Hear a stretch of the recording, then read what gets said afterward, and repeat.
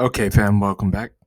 So today we're going to be going over the recent buys that we just did, as well as some of the market metrics. So with that being said, let's get it. Excuse me. Not going to be going over the Grayscale Trust today. We'll go over that tomorrow. It's pretty basic what's going on. Bitcoin's dropping as long as that's happening. The Grayscale Trust probably not likely going to go up. I can't say that with certainty, but that's appears to be what's going on right now. And the native space is just getting absolutely smashed.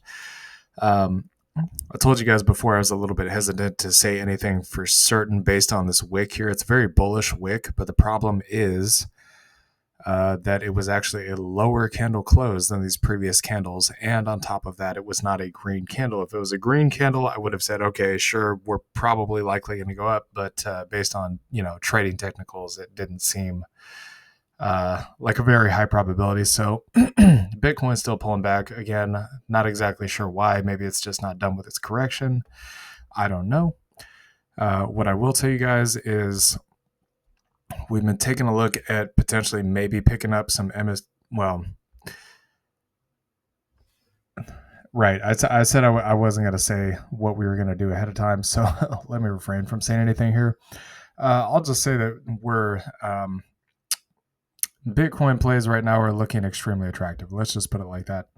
So, yeah. Anyways, let's move on to the nasdaq here.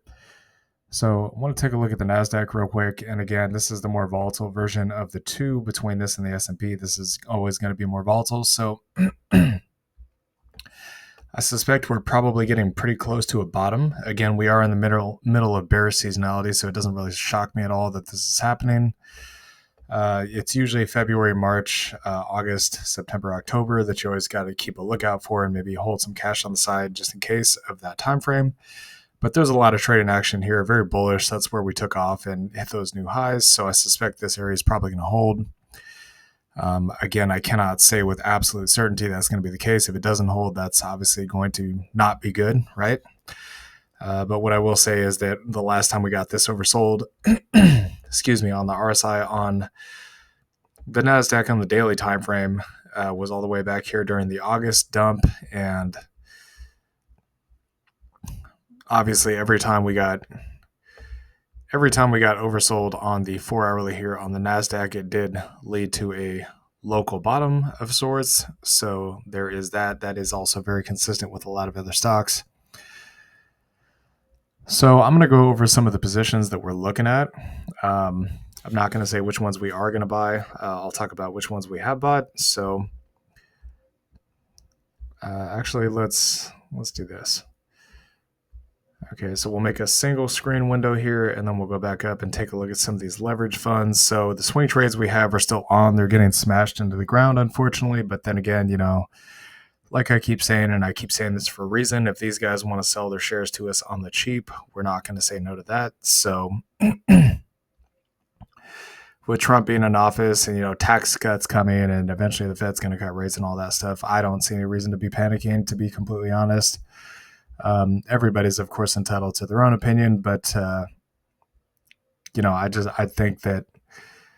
think that people that are panicking right now are probably going to end up missing a large majority of the gains that are going to come in the future, because again, the 10 best trading days determine pretty much your entire yearly return. Okay, if you miss those 10 best trading days, you're pretty much effed. I mean, you probably will not have that great of a return. In comparison, you might even be negative. Again, that's how much 10 days difference makes in these markets. Okay, so some of the ones we're looking at here is Soxel. Soxel is getting absolutely smashed. So on the daily time frame, it's almost oversold.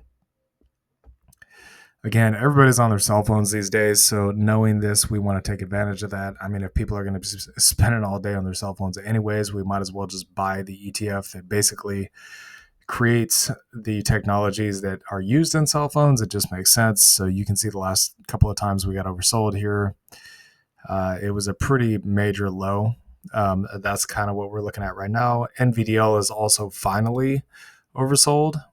Last time we got one of these back here, it wasn't quite the bottom, but pretty close, but it still did have a massive move up.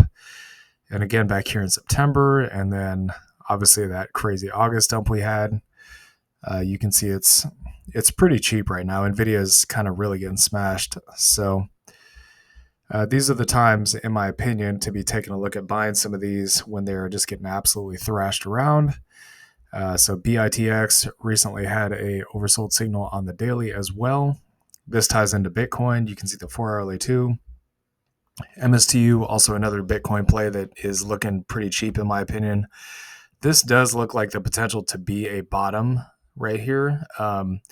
Usually when you get a drop down and it kind of slows down and then it kind of clusters around a certain area, bobs around that area for a while, that's pretty indicative of potentially a bottom coming in. Obviously, that's not a guarantee, but you can see the MACD is about to have a golden cross. The RSI is moving up. It looks like maybe this may be it. That might be the bottom. Daily time frame also oversold. Same thing with CONL. Very oversold at this point. Also, the 4-hourly time frame, again, we're kind of getting that cluster here. You can see we got one kind of similar back here, and it took off. I can show you another example maybe of this. Like this, for example, you get a cluster of candles just kind of sitting at the same level. Boom, took off. Same level, boom, took off. Usually when it chops sideways at a low or a high, that's indicative potentially of some kind of reversal. So TSLL, same thing. 4-hourly, again, is oversold. Last time we got this was right here. Had a nice little pop-up. It wasn't a big move like this one right here, but again, before that, back in that November timeframe, or October, man, that would have been the time to get in right there. So just understand one of these moves could literally happen at any point in time. And the daily time frame, once again, we actually have not been this oversold on TSLL for quite some time. The last time we got one of these was in April of 2024. So that's the last time the RSI was actually oversold on the daily, and we are seeing that currently again. So yeah, these leverage funds looking pretty cheap. The underlines for a lot of these are also looking very cheap. I'm not going to go over every single one in this video, but just briefly, you can see Coinbase is pretty oversold. Last time we got one of these signals was right here in December, and it did have a pretty sizable move up. It doesn't look that big, but it is actually a pretty big move, so about 25%. MSTR, last time we got one on this one, and again, it is pretty oversold on the 4-hourly time frame, was all the way back here in September, and you guys know what happened from that point. It just went stupid to the upside. You're talking like a 5x return. Again, oversold on the daily, so it's not just on the leverage funds. This is also happening on the underlying stocks as well. NVIDIA kind of testing this low right here at about 110. Last time we got oversold on NVIDIA was down here at pretty much right around the same level last month, and then we had a massive move up, so about $25 a share, and then before that, all the way back in September at $100 a share. And last but not least here, Tesla, again, oversold. The last time we got a true oversold signal was right here down at 220-ish in October, and then it did more than a 2x return after that. So, yeah, it doesn't look pretty right now, but just understand on the back end, there could be a very high potential here for some gains to be made. Again, the daily time frame, last time we got that oversold was back in April. That was that right around the time I told you likely Wall Street was going to be buying the dip, right around 140-ish. And then it did more than a 3x return at that point. So just some stuff to look at.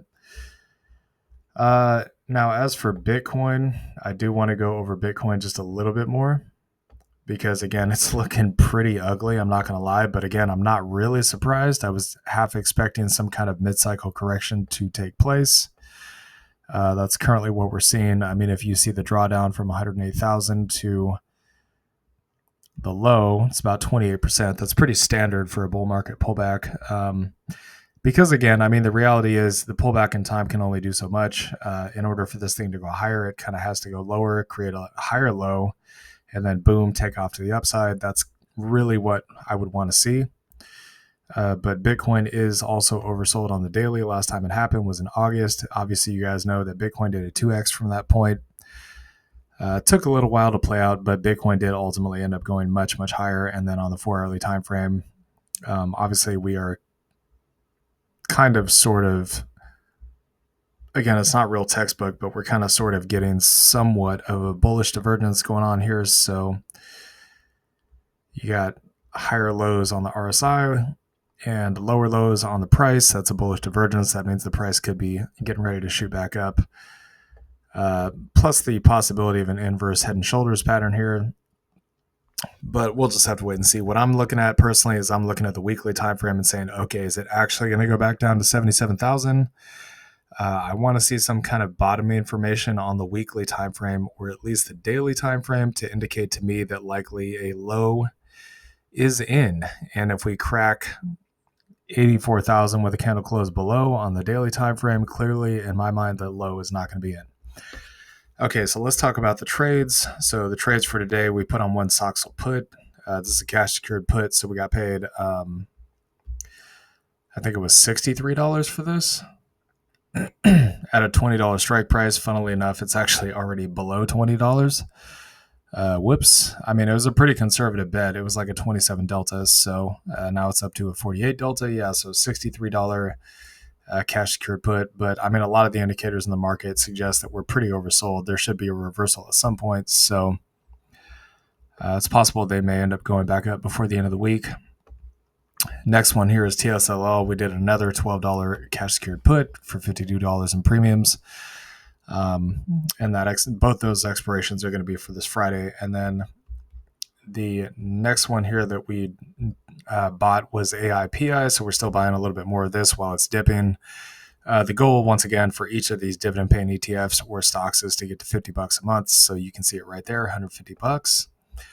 And that's pretty much the summation of everything right now. So, yeah, let's hope we get a reversal soon, because the price action here is looking pretty nasty. I'm not going to lie. So anyways, hope you all enjoyed this content. Please like, comment, and subscribe, and I'll see y'all later. Peace.